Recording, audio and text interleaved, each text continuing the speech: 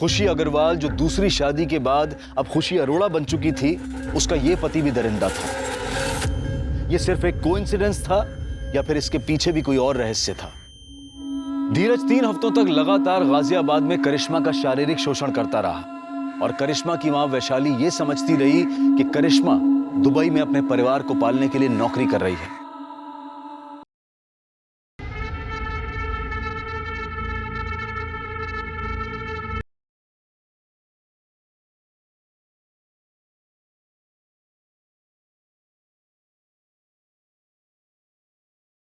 मेघा, जल्दी आओ।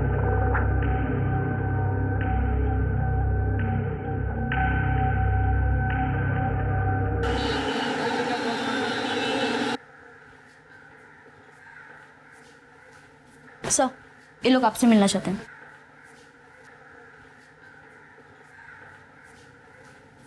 जी कहिए।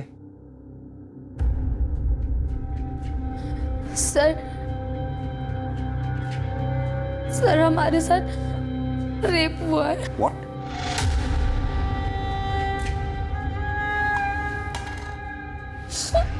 पानी पीजिए।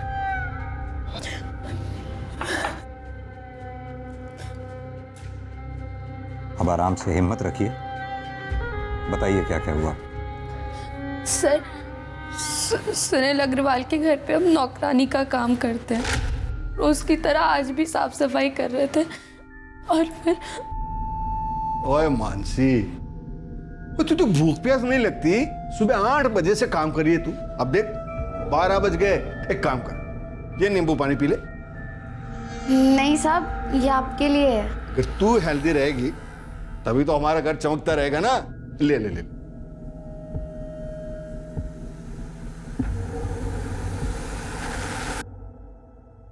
Very good.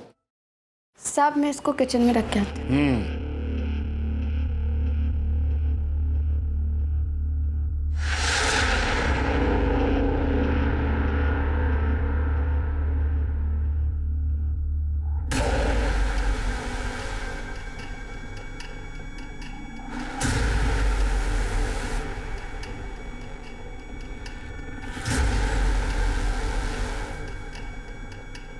और फिर जब हमें होश आया तब हमारे शरीर पर कपड़ा नहीं था। अच्छा, क्या आप इन्हें तुरंत पुलिस स्टेशन ले आए? इनका मेडिकल एग्जामिनेशन भी हो जाएगा। शर्मा मैडम, इन्हें हॉस्पिटल ले जाके इनका मेडिकल एग्जामिनेशन करवाइए। जी सर। पांडे सर, इनकी FIR लिख लो। और ये सुनील अग्रवाल, इसे जरा थाने बुलाओ।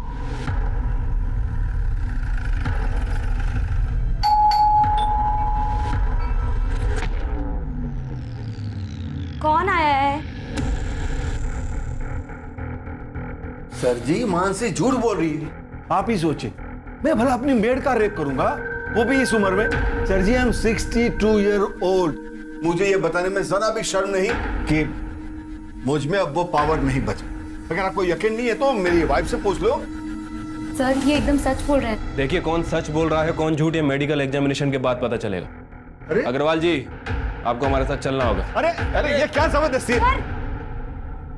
मिस्टर सुनील अग्रवाल और मानसी, आप दोनों की मेडिकल रिपोर्ट इस वक्त मेरे सामने है। मानसी की मेडिकल रिपोर्ट में साफ साफ लिखा है कि मानसी पहले से ही सेक्सुअली एक्टिव है। डॉक्टर्स का मानना है कि मानसी के प्राइवेट पार्ट्स में किसी भी तरह के सीमेन के कोई ट्रेसेस नहीं मिले। जहां तक मिस्टर सुनील अग्रवाल का सवाल है, उनकी मेडिकल रिपोर्ट के मुताबिक डॉक्टर्स का मानना है कि वो पेनिट्रेटिव सेक्स करने की क्षमता खो चुके हैं, यानी कि मेडिकली वो किसी का रेप नहीं कर सकते। सर, मैंने तो पहले ही कहा था कि आजकल की मेड ऐसी होती है, मोटी पार्टी देखी नहीं कि पैसे अट्ठे के चक्कर में रेप तक के झूठे इल्जाम लगा देती है। क्या मतलब है आपका? मेरी बहन झूठ बोलेगी? हाँ, मेरे पति कभी किसी का रेप नहीं कर सकते। और ये इसे तो वो बेटी की तरह मानते हैं। झूठ बोल रहे हैं ये दोनों मिलके। सर, एक लड़की के लिए उसकी इज्जत से बढ़कर कुछ नहीं होता है। तुम्हारी मेडिकल रिपोर्ट में साफ साफ लिखा है कि तुम्हारा रेप हुआ ही नहीं है, बल्कि तुमने पैसे ऐंठने के चक्कर में अपने मालिक मिस्टर सुनील अग्रवाल पर झूठा आरोप लगाया। सर ये गलत है। ये झूठ बोल रहा है आदमी। क्या झूठ है क्या सच है अभी पता चल जाएगा। यादव सर, जरा लेकर आओ उसे। Okay sir.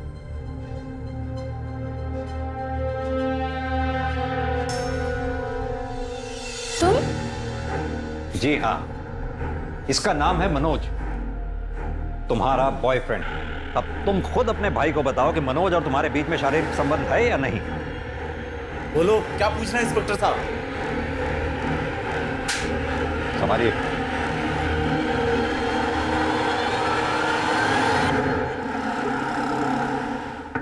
मानसी, दरवाजा खोलो।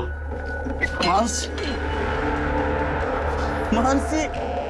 भैया, ये सच है, हमारा मनोज के साथ रिश्ता है, पर ये भी सच है कि हमारा बलात्कार हुआ था, लेकिन आपने और पुलिस ने हमारी बात नहीं मानी, हमको ही गुनहगार बता दिया। अब हम नहीं जीना चाहते। आपकी बहन मानसी।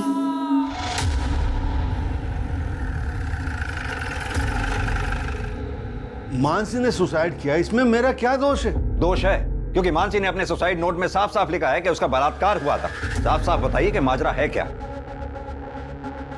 माजरा कुछ भी तो नहीं सर। माजरा क्या हो सकता है मतलब? सर, ले आओ। सर, ये बेड के नीचे 2 बॉक्स मिला है और देखिए इन बॉक्सेस में क्या मिला है। तो माजरा ये है, इससे आपने मानसी का रेप किया था। जवाब दीजिए। सर, मेरे पति ऐसा किसी के साथ कर नहीं सकते सर। आप प्लीज चुप रहिए। इतना सब कुछ मिलने के बावजूद भी आप अपने पति की तरफदारी कर रही हैं। मेरे पति ऐसा कभी किसी के साथ कर ही नहीं सकते। आप शांत रहिए। हाँ, सारा कसूर मेरा ही है, मैं ही दोषी हूँ। मानसी ने मेरे कारण सुसाइड किया। I don't know responsible. अरे सुनील!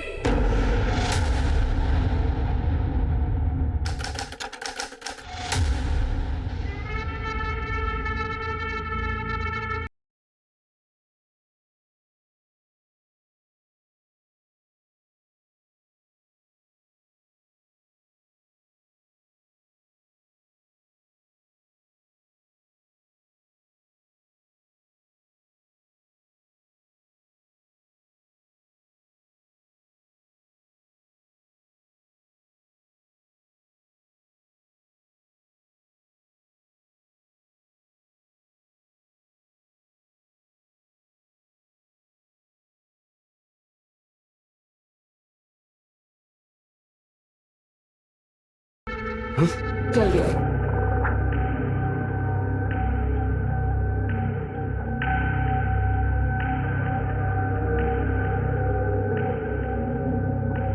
वृंदा, वृंदा,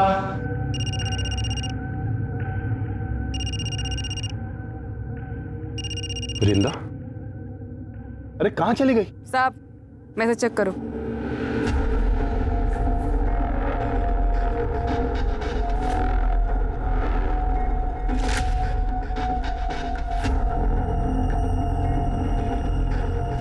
वीडियो क्यों बनाया तूने? और ये मुझे क्यों भेज रही है? तो 5 लाख, और अगर नहीं दिया ना तो तुम्हारी बिल्डिंग में वॉचमैन, धोबी, माली, हर एक फ्लैट वाले को ये वीडियो भेज दूंगी, समझा? अच्छा, तो तू 24 घंटे हैं तेरे पास, रखती हूँ।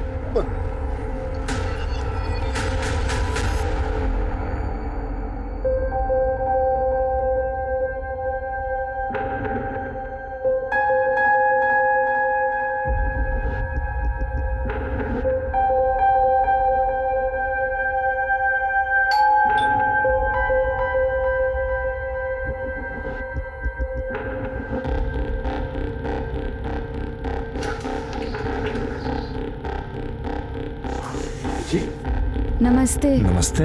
मैं करिश्मा। करिश्मा?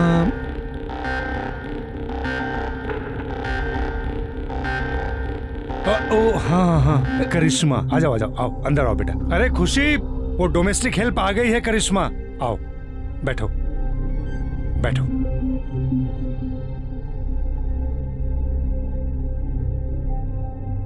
नमस्ते। नमस्ते नमस्ते, बैठो। देखो, काम मैंने फोन पे तुम्हें समझा दिया है, बस हम 2 लोग हैं। सर, काम कब से शुरू करना है? वो हम सोच रहे थे आज से ही कर देते। वो क्या है ना, हमारी माँ हमारे रहते दूसरों के घर में काम करती, हमको अच्छा नहीं लगता। और वैसे भी हमारे भाई की भी तबीयत ठीक नहीं रहती, उसके पास कोई नहीं होता तो वो परेशान हो जाता है। मुझसे क्या पूछ रहे हो? भले घर की लगती है, रख लो। ठीक है बेटा, तुम आज से काम शुरू कर दो। थैंक यू साहब। अरे ऐसे आओ, मैं तुम्हें किचन दिखा दूं, आ जाओ।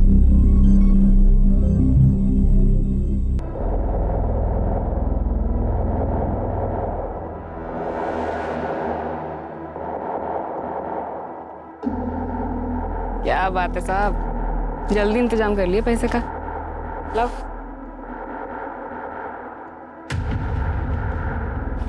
रब है ना, सब देख रहा है, तेरा भला नहीं होना कभी। ये पैसे मैंने अपने पोते की पढ़ाई के लिए रखे थे, समझी? बैंक पढ़ाई के लिए लोन बांट रही है, टेंशन मत लो आप। जाके पोते का ध्यान रखो, जाओ। अरे जाओ।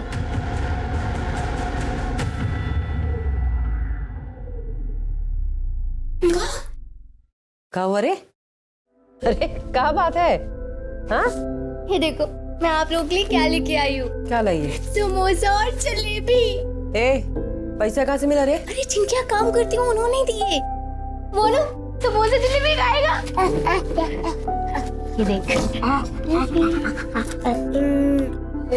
हे जंगली भाई, तेरा नौकरी ऐसे ही चलत रहे, जिससे हमरे मोनू का इलाज और पढ़ाई भी निमह जाए, घर भी चलत रहे।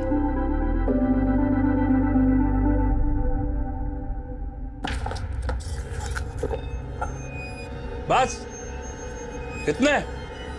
बाकी के पैसे कहाँ?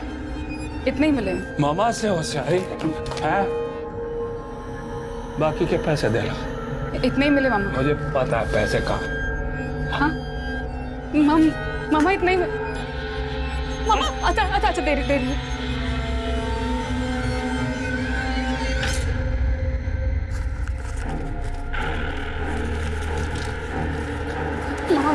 इसके मुझे भी दे दे। अरे हट, ताकि तू भाग जाए। हैं? अरे तेरे माँ बाप ने जब तेरे को घर से बाहर निकाला ना, तो इस मामा ने आसरा दिया तेरे को। चल दबा जा।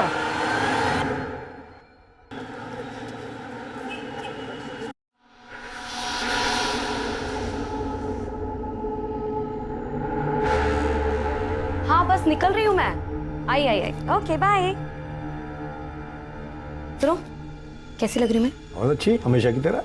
ठीक है, मैं डॉली की किटी पार्टी में जा रही हूँ और मुझे आने में लेट हो जाएगा। हाँ बाय बाय।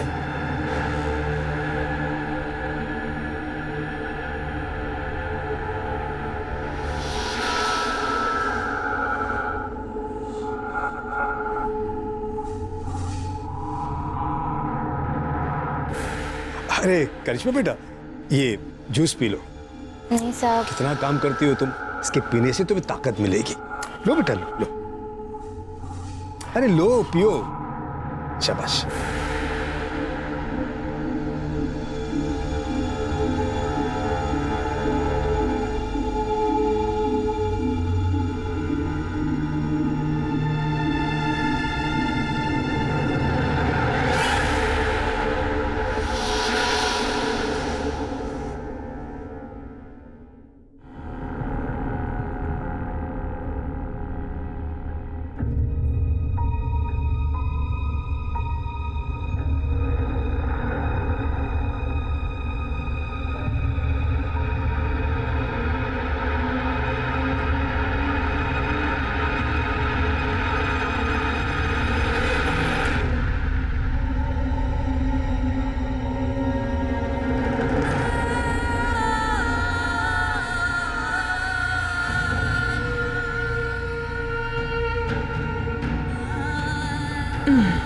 अरे आ गई तू, खाना लगा दे।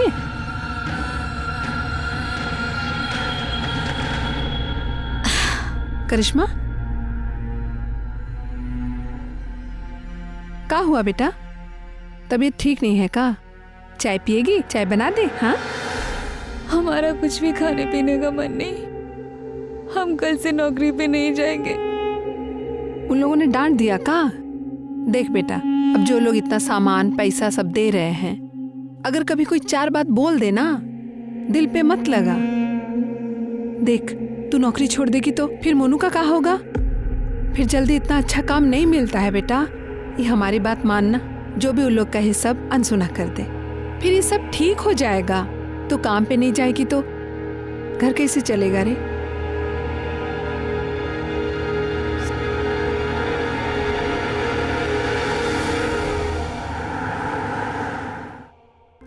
बाद में बात करती हूँ। बिल्कुल सही समय पे आई हो।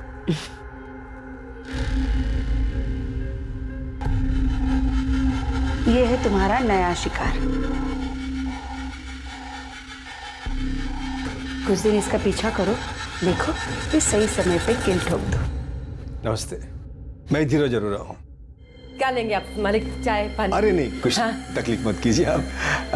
ये आपका बेटा है? हाँ। बेटा जरा यहाँ आना। क्या मुस्तिकर साहब? ये लो बेटा, ये तुम्हारे लिए। हाँ, जा जा बाहर खेलो, जाओ। अब ये लीजिए बहन, ये आप लोगों के लिए कुछ गर्मा गर्म जलेबी और नमकीन है। और हाँ, ये आपके लिए साड़ी। हमारे लिए साड़ी? हाँ लीजिए। करिश्मा नजर नहीं आ रही। हाँ, करिश्मा घर पे ही है, हम अभी बुलाते हैं। करिश्मा।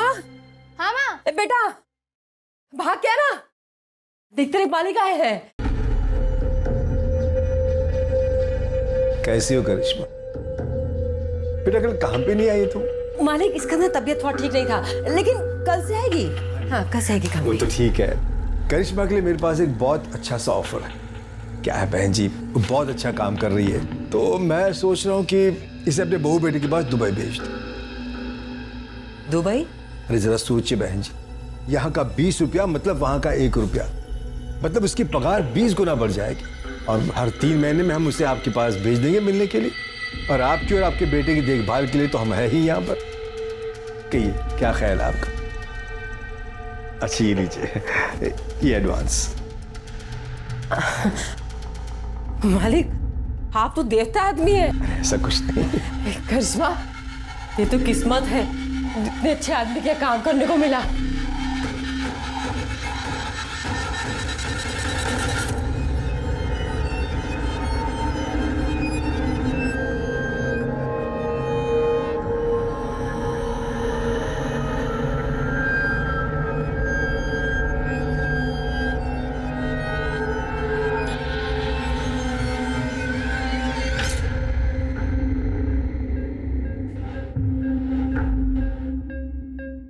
खुशी अग्रवाल जो दूसरी शादी के बाद अब खुशी अरोड़ा बन चुकी थी, उसका ये पति भी दरिंदा था। ये सिर्फ एक कोइंसिडेंस था या फिर इसके पीछे भी कोई और रहस्य था? धीरज 3 हफ्तों तक लगातार गाजियाबाद में करिश्मा का शारीरिक शोषण करता रहा और करिश्मा की मां वैशाली ये समझती रही कि करिश्मा दुबई में अपने परिवार को पालने के लिए नौकरी कर रही है। ऐसे में करिश्मा के शोषण का सिलसिला कब खत्म हुआ? खुशी और वैशाली को करिश्मा के साथ हो रहे अत्याचार का पता चला भी या फिर नहीं?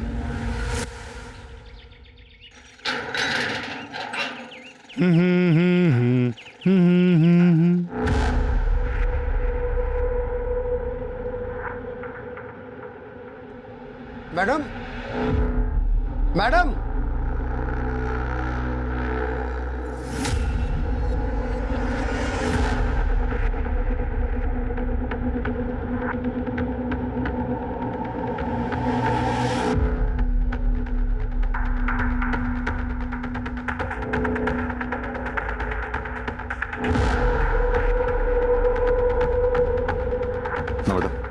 चेक करो, देखो आप।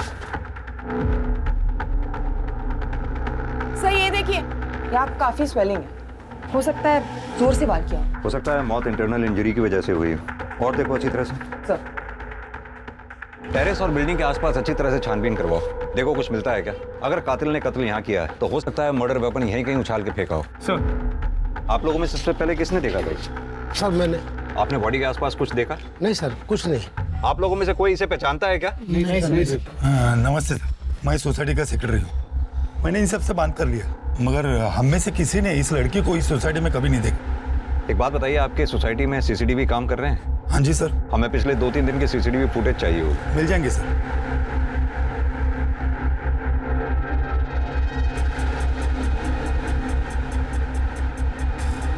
सर ये देखिए,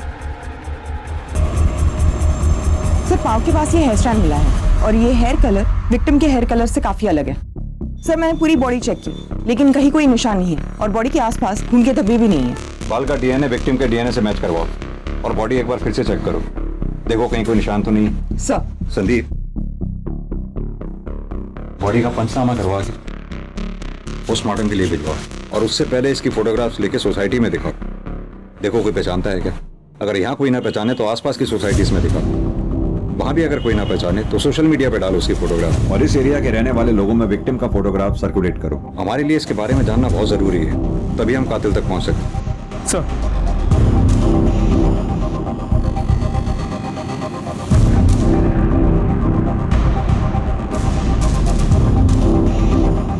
आप दोनों इसे पहचानते हो? नहीं।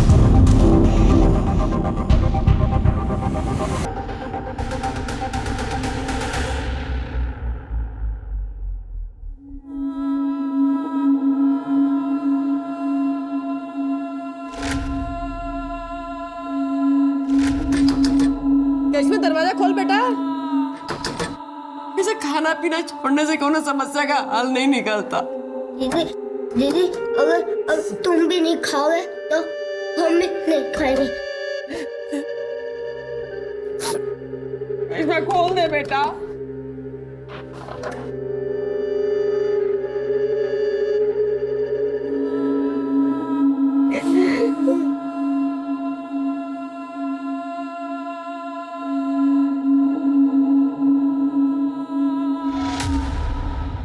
सर, उस अनआइडेंटिफाइड बॉडी की पोस्टमार्टम रिपोर्ट। विक्टिम की मौत 13 तारीख को दोपहर 2:30 बजे से 4:30 बजे के बीच में हुई है, लेकिन इसकी इंफॉर्मेशन तो हमें अगले दिन 14 तारीख को सुबह 8 बजे मिली। कुछ समझ में नहीं आ रहा। भरी दोपहर में टेरेस पे मर्डर। सर, ये बिलीवेबल नहीं लग रहा। मैंने सीसीटीवी फुटेज भी चेक किया, लेकिन कुछ सस्पिशियस नहीं मिला। विक्टिम की मौत सिर पर कोई भारी चीज लगने की वजह से हुई है। संदीप, इतना तो तय, ये एक्सीडेंट का मामला नहीं है। सर, मैंने टेरेस, कैंपस, आसपास के बिल्डिंग्स में भी चेक किया, लेकिन कुछ ऐसा नहीं मिला जिससे हम मर्डर वेपन कह सकें। विक्टिम प्रेग्नेंट थी, तकरीबन 5 महीने। सर, बॉडी देखकर तो ऐसे नहीं लग रहा था। सर विक्टिम की बॉडी पे जो हेयर स्टैंड मिला था उसका डीएनए विक्टिम से मैच नहीं करता है सर। ये देखिए। यादव जी, एक काम कीजिए, सोसाइटी में उस दिन 2 बजे से लेकर 5 बजे के बीच में जिन जिन लोगों की भी मूवमेंट हुई है, सीसीटीवी कैमरा में उन सबको आइडेंटिफाई करो। पता लगाओ क्या उनमें से कोई भी विक्टिम के साथ कनेक्टेड था। Okay sir. सर, उस बिल्डिंग में जितने भी लोग एक्सक्यूज मी सर, मैं कम? जी आइए। सर, मेरा नाम आलोक। मैं आपसे एक जरूरी बात शेयर करना चाह रहा हूँ। प्लीज बैठिए पहले आप। जी थैंक यू सर। बताइए क्या जरूरी बात शेयर करनी है आप? ये जो लड़की है, मैं इस लड़की को जानता हूँ सर। इस लड़की का नाम वृंदा चौहान, और सर ये मेरे वहां मेड का काम करती थी। सर वो इसने मुझे अपने सेक्स के जाल में फंसाकर मुझसे 5 लाख रुपए ब्लैकमेल के तौर पर रैंठे थे। आलोक जी, कहीं ऐसा तो नहीं कि विक्टिम के पेट में आप ही का बच्चा था? मैं तो उस लड़की से 1 महीने पहले ही मिला था। आप इस वृंदा चौहान के कांटेक्ट में आए कैसे? मेरे घर के लिए एक मेड की जरूरत थी, तो मैंने मेड एजेंसी वालों को फोन किया। सहेली नाम की एक मेड एजेंसी थी, उन्होंने मेरा नंबर ये वृंदा चौहान को दिया था। आप अपना कांटेक्ट नंबर? जी। वृंदा चौहान का कांटेक्ट नंबर, और वो जो एजेंसी का नाम बताया आपने, इसका कांटेक्ट नंबर नम्रता को लिखवा दीजिए। नम्रता जी नंबर ले लो इसका, आप जा सकते हैं। सर, ये आलोक खुद होके आया तो है, लेकिन इसकी हर बात पे हम विश्वास नहीं कर सकते। कहते तुम सही रहे हो संदीप। ये वृंदा चौहान के कॉल रिकॉर्ड्स और उसके लोकेशन रिकॉर्ड्स निकलवाओ, और जिस एजेंसी के बारे में ये आलोक बता रहे थे, सहेली, वहां जाकर वृंदा चौहान के बारे में पता करो। सर,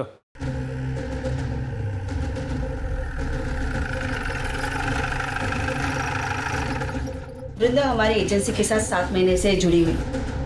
2 महीने किसी के यहाँ काम करने के बाद एक दिन रोते रोते मेरे पास। ठीक। ऑफ।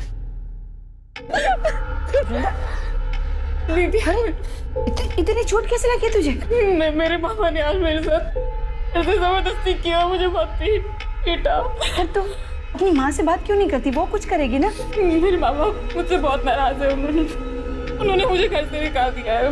मैं उनके पास नहीं जा सकती दीदी, नहीं जा सकती दीदी, वो एक अलग कहानी है।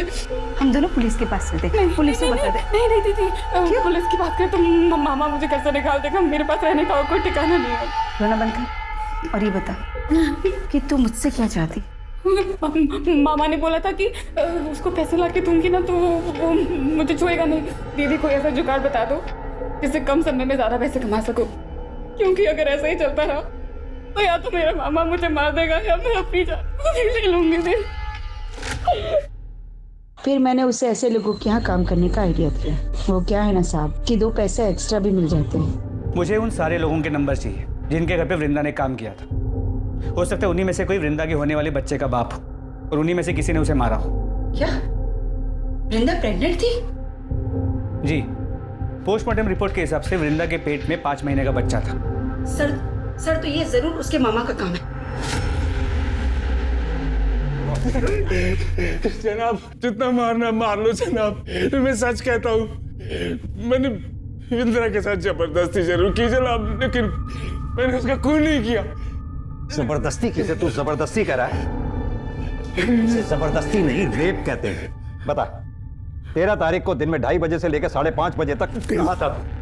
जनाब उस दिन मैं ट्रक में सामान लेके हरिद्वार गया था। आप चाहो तो सिंह कंपनी में फोन करके पूछ लो। हमें सिखाएगा तू? वो जो वृंदा जिन बुड्ढों को चूना लगाती थी उनमें से किसी ने मारा होगा जनाब।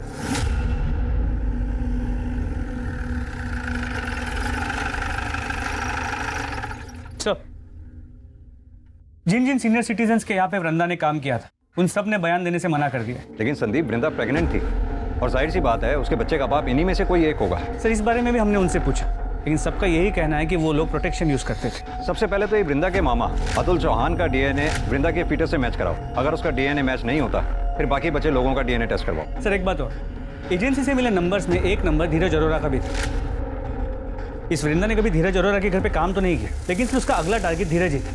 पर हमें वृंदा की बॉडी भी धीरज की बिल्डिंग से ही मिली है। सर हमने उन दोनों से फिर से पूछताछ की, लेकिन उन्होंने वृंदा को पहचानने से साफ मना कर दिया। मुझे वो 13 तारीख की सीसीटीवी फुटेज दोबारा चेक करेंगे। सर ये देखिए 3:30 बजे वृंदा चौहान बिल्डिंग में घुसती है। एक मिनट नंबर पॉज करना, जूम करना था। खुशी अग्रवाल। सर आप इसे जानते हैं? तुमने इससे पूछताछ की थी?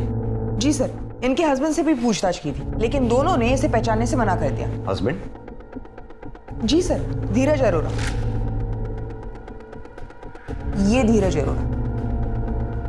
लेकिन सर आप उस खुशी को कैसे जानते हैं? संदीप करीब 1 साल पुरानी बात है। इस खुशी के पहले पति, इस खुशी का तब खुशी अग्रवाल नाम था और पहले पति का नाम था सुनील अग्रवाल।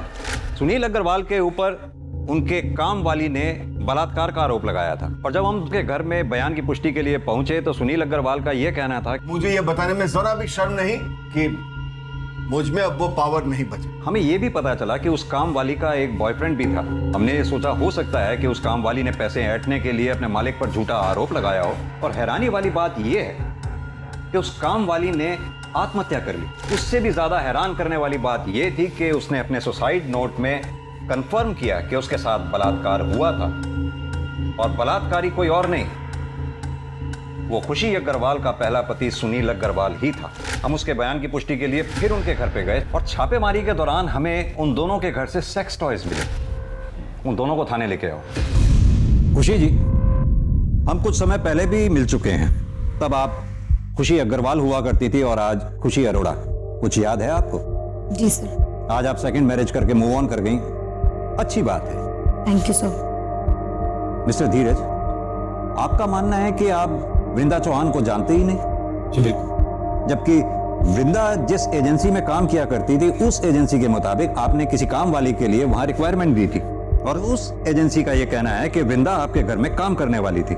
जैसा कि वृंदा हर मर्द को हनी ट्रैप करके ब्लैकमेल किया करती थी, शायद आपको भी वो करने वाली थी या फिर हो सकता है किया हो। कहीं ऐसा तो नहीं ये बात आपको पता चली हो और आपने वृंदा का मर्डर कर दिया हो? या क्या कह रहे सर?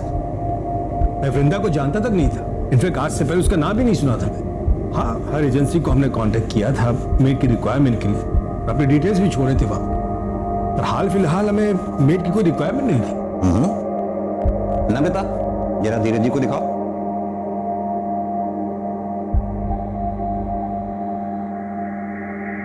मिस्टर धीरज, कल आप अपने ऑफिस से 4 बजे घर लौट कर आए और फिर आधे घंटे बाद अपने घर से चले गए, जबकि हमने पता किया है कि आप अपने ऑफिस से रोजाना 7 बजे के बाद निकलते हैं। सर वो मैं अपने कुछ फाइल्स भूल गया था, इंपॉर्टेंट थे, इसलिए पर्सनली लेने आ गया था घर। और खुशी जी, आप कल अपने घर से 3:45 पे निकली और ठीक 10 मिनट बाद 3:55 पर घर लौट कर आ गई। सर ऐसी कोई बात नहीं है, मैं बस पैसे विड्रॉ करने गई थी वहां से। और आप स्टेटमेंट चेक कर लीजिए बैंक का, सीसीटीवी फुटेज होगा, आप वो चेक कर लीजिए। खुशी जी, ये एक अजीब सा इत्तेफाक नहीं है? 1 साल पहले भी जब हम मिले थे तब भी जुर्म आपके इर्द गिर्द ही हुआ करते थे और आज भी ठीक वही सिचुएशन है। सर इसे मेरी बुरी किस्मत समझ लीजिए या फिर कोइंसिडेंस।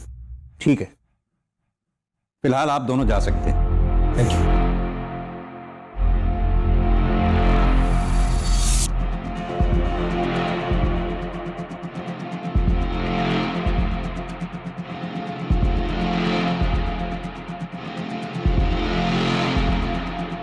संदीप, लगता है खुशी मैडम का हेयर फॉल आजकल कुछ ज्यादा ही हो रहा है। और सर इस बाल का कलर लगभग उस बाल के कलर जैसा है जो हमें क्राइम स्पॉट पे मिला था। मैं चाहता हूं कि तुम इस बाल का डीएनए पहले मिले हुए बाल के डीएनए से मैच करो। मेरी गट फीलिंग ये कहती है ये दोनों बाल एक ही इंसान के हैं और वो इंसान कोई और नहीं, खुशी अग्रवाल और खुशी अरोड़ा ही है।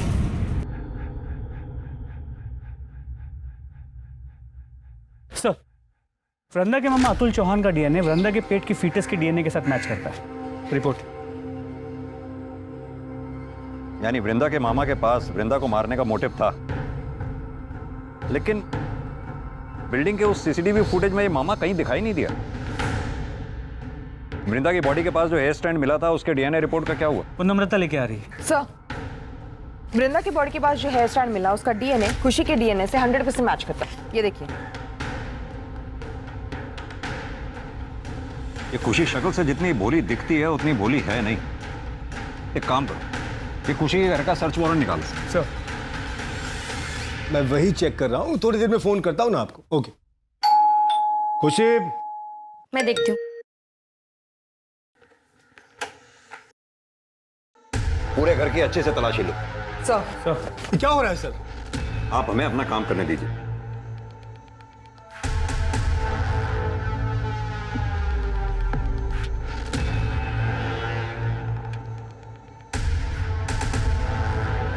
सर ये देखिए।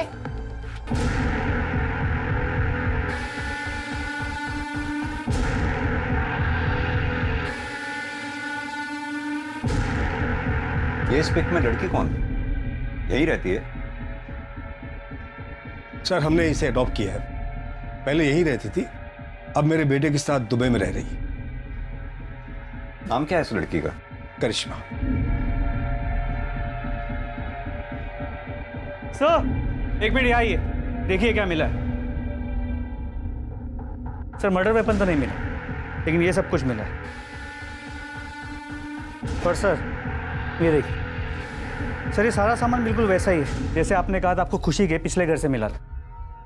लेकिन वो सामान तो पुलिस ने जब्त कर लिया था। ये सामान आपने नया खरीदा है क्या? मुझे कुछ समझ नहीं आ रहा। मिस्टर धीरज, क्या आपकी करने की क्षमता चली गई है? नहीं, क्यों? वो क्या है कि 1 साल पहले हमसे बहुत बड़ी एक गलती हो गई थी। मानसी गोस्वामी ने इनके पहले पति सुनील अग्रवाल पर एक आरोप लगाया था, बलात्कार। इनके पति ने गिल्ट में आके आत्महत्या कर ली, केस क्लोज हो गया। लेकिन उस केस का एक मुजरिम आज भी खुले आम घूम रहा है। देखिए, आप दोनों के खिलाफ हमारे पास इतने सबूत तो हैं ही कि हम कोर्ट में आसानी से ये साबित कर पाएंगे कि वृंदा का मर्डर आप दोनों ने ही मिलकर किया है। सर हमने ऐसा कुछ भी नहीं किया, हमने उसे नहीं मारा सर। ये आपके बाल वृंदा की बॉडी पर कैसे मिले और उन बालों का डीएनए आपके डीएनए से कैसे मैच करता है? और यही नहीं, वृंदा के लोकेशन रिकॉर्ड वारदात के कुछ रोज पहले तक लगातार धीरज के लोकेशन रिकॉर्ड से कैसे मैच करते हैं? सर मुझे नहीं पता ही। आप तो चुप ही रहिए मिस्टर धीरज, लगातार आप झूठ पर झूठ बोलते चले जा रहे हैं। यादव जी जरा फुटेज दिखाइए इन्हें। इस फुटेज में जो लड़की दिखाई दे रही है करिश्मा, आपने ये कहा कि आपकी अडॉप्टेड बेटी है और वो दुबई में रहती है, तो फिर कैसे इस फुटेज में आपकी बिल्डिंग से वो निकलते हुए दिखाई दी और कहां जा रही थी वो? हमारा टाइम वेस्ट मत कीजिए, ये बताइए कि आप दोनों ने मिलकर वृंदा को मारा या आप दोनों ने करिश्मा के साथ मिलकर वृंदा को मारा? और एक सवाल, करिश्मा के साथ एक चौथी औरत जो आपकी बिल्डिंग से सीसीटीवी फुटेज में निकलती हुई दिखाई दी है, वो चौथी औरत कौन थी और उसका इस मर्डर में क्या रोल था? अरे सुनाई नहीं दे रहा क्या? अभी भी वक्त है, सब सच सच बता दो। नहीं बताना तो वो भी बता दो। कोर्ट में तो हम साबित कर ही देंगे कि वृंदा का मर्डर आप दोनों ने किया है। कब तक चुपचाप सुनती रहोगी? सच बता दो ना।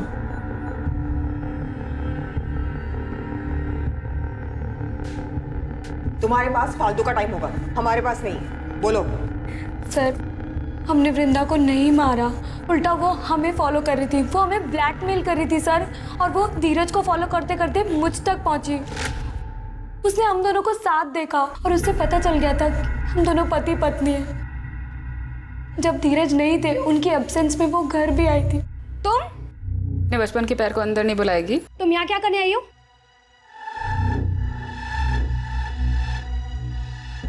तुझसे इतना प्यार किया था, 9 साल पहले मुझे गांव में अकेला छोड़ा ही था। सारे गांव वालों ने मेरा सर मुंडवा दिया, माँ बाप ने घर से निकाल दिया, अम्मा ने मेरा रेप किया। ये अच्छा है, मेरी जिंदगी खराब करके अय्याशियाँ कर रही है। तो क्या चाहती है? 1 लाख रुपए। किस बात के 1 लाख रुपए? तेरे पति को बताऊं तेरे बारे में? खोलूं तेरी बोल? हवा टाइट हो गई तेरी। कहाँ से लाऊं मैं 1 लाख रुपए? घर पे रखे होते 1 लाख रुपए? बाजू में एटीएम है और तेरे पास 2-3 अकाउंट तो होंगे ना। तो एक काम कर, सारे अकाउंट से थोड़े थोड़े पैसे निकाल के 1 लाख रुपए दे। मौसी हूँ तुम्हारे मुंह पर ला करके 1 लाख रुपए।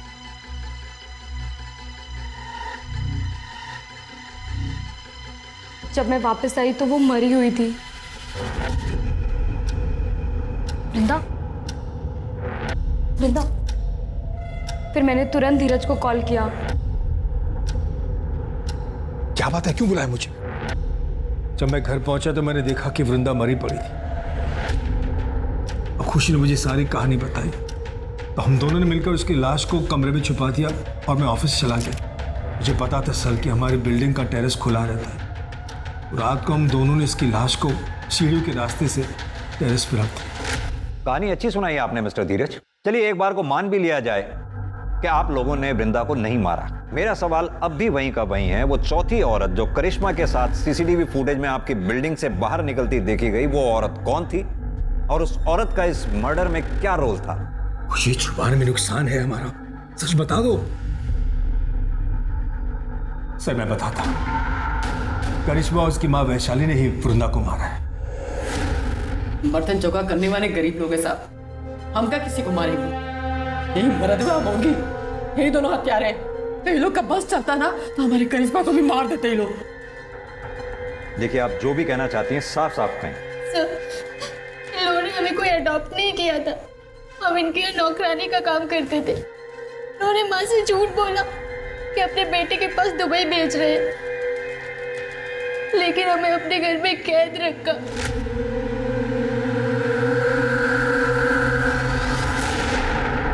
और पूरे 21 दिन हमारे साथ जबरदस्ती की।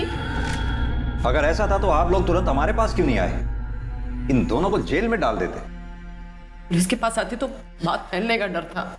यानी कि खुशी जी, आपने करिश्मा का तो शारीरिक शोषण किया ही, साथ में मानसी का भी शारीरिक शोषण किया।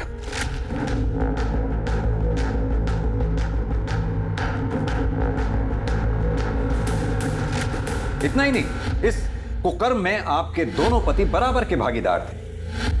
पहला पति सुनील अग्रवाल, वो आपको ये कुकृत्य करते हुए देखता था, और आपका दूसरा पति मिस्टर धीरज अरोड़ा इस कुकर्म में आपके बराबर के भागीदार थे। आईपीसी की धाराओं की लंबी लिस्ट लगेगी आप दोनों की। ये बताइए कि वृंदा को क्यों मारा आप लोगों ने? हमने उसे नहीं मारा सर, यही दोनों ने मारा है। हम कैसे करेंगे उन लोगों का मर्डर? हम जब वहां पहुंचे, करिश्मा, करिश्मा, करिश्मा, जब हमको चुपके से फोन करके इन लोगों को सारा सच्चाई बताई, हम करिश्मा को लेने के लिए इन लोग के फ्लैट पे पहुंचे।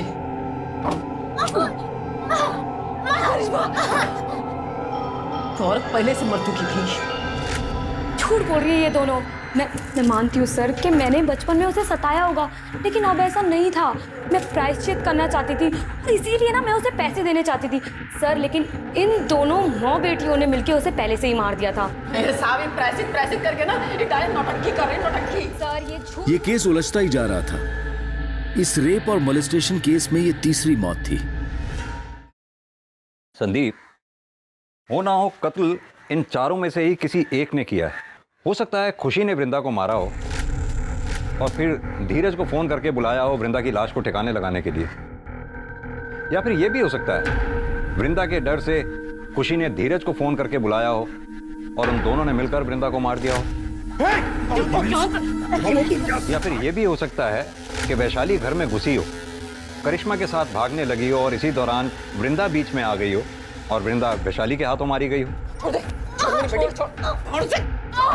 कुछ समझ नहीं आ रहा है संदीप। सर, वृंदा मर्डर केस में एक इंटरेस्टिंग चीज सामने आई है। सर, मैंने वारदात के एक दिन आगे पीछे की बिल्डिंग की सीसीटीवी फुटेज निकाली, तो उसमें ये धीरज काला पॉलिथीन लेके जाते हुए दिखाई दे रहा है। देखने से तो उसका टिफिन लग रहा है। सर, मुझे भी ऐसा ही लगा था, इसलिए मैंने उसी वक्त की बिल्डिंग के आगे के रोड की सीसीटीवी फुटेज निकलवाई, तो ये धीरज ये काला पॉलिथीन उस डस्टबिन के पास फेंक रहा था। नम्रता, एक काम करो, अपनी टीम में से किसी को भी इस स्पॉट पे इमीडिएटली भेजो। हो सकता है ये पॉलिथीन अभी भी वहीं हो। जी सर।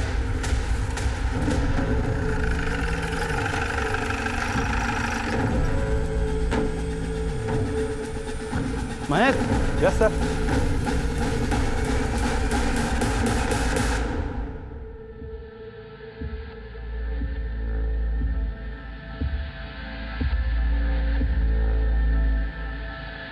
सर, ये बैग मैंने फेंका जरूर था, वृंदा को मैंने नहीं मारा सर, ना ही खुशी ने मारा। फिलहाल तो आप चारों में से जिसने भी वृंदा को मारा है बहुत जल्द पता चल जाएगा, क्योंकि हमारा फिंगरप्रिंट एक्सपर्ट उस गुलदस्ते की जांच पड़ताल में लगे हुए हैं। अभी भी टाइम है, आप में से जिस किसी ने भी वृंदा को मारा है शराफत से कबूल कर ले।